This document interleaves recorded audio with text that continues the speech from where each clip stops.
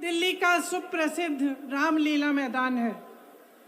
यहाँ बचपन से मैं आ रही हूँ। हर साल दशहरे के दिन यहाँ इसी मैदान में रावण के पुतले का दहन होता है।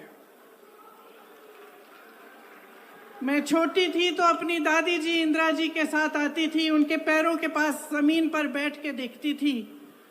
उन्होंने हमारे देश की ये प्राचीन, हजारों वर्ष प्राचीन गाथा जो रामायण है, भगवान राम जी की जीवन गाथा मुझे सुनाई।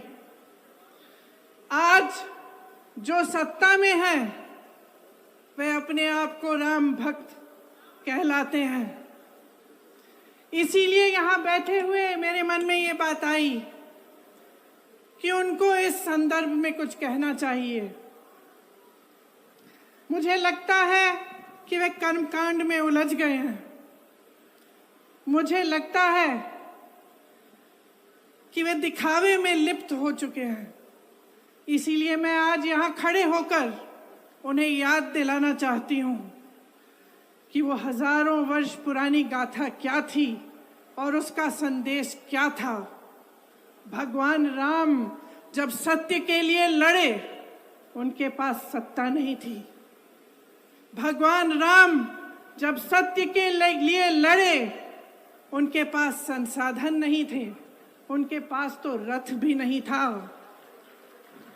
रथ रावण के पास था, संसाधन रावण के पास थे, सेना रावण के पास थी, सोना रावण के पास थी। वो तो सोने की लंका में रहता था।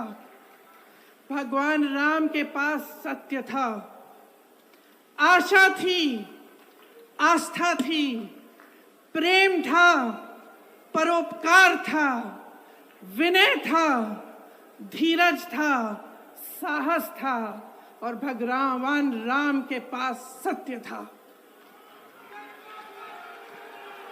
मैं सत्ता में बैठे हुए सरकार के जितने भी सदस्य हैं, अपने प्रधानमंत्री नरेंद्र मोदी जी को याद दिलाना चाहती हूं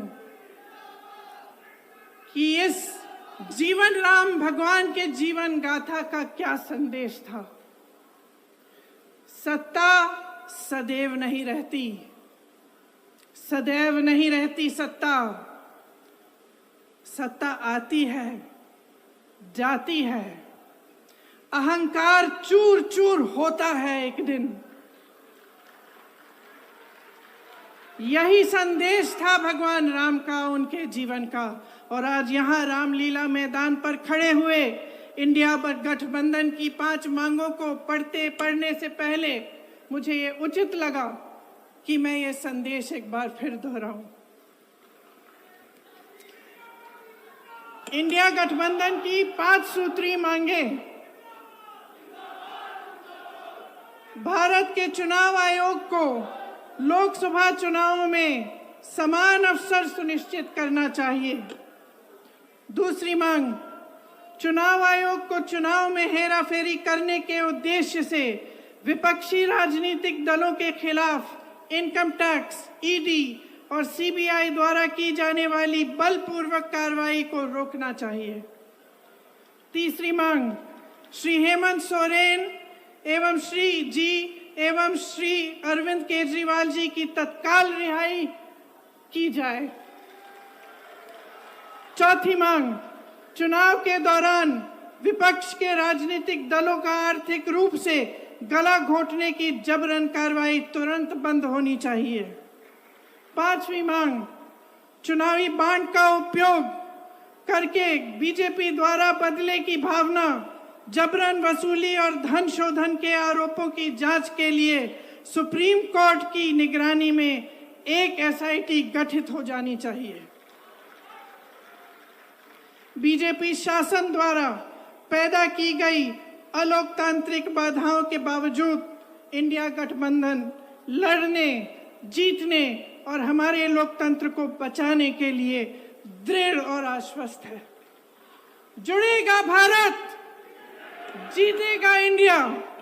एक बार मेरे साथ कहिए, जुड़ेगा भारत, जुड़ेगा भारत, जुड़ेगा भारत। धन्यवाद। जय हिंद।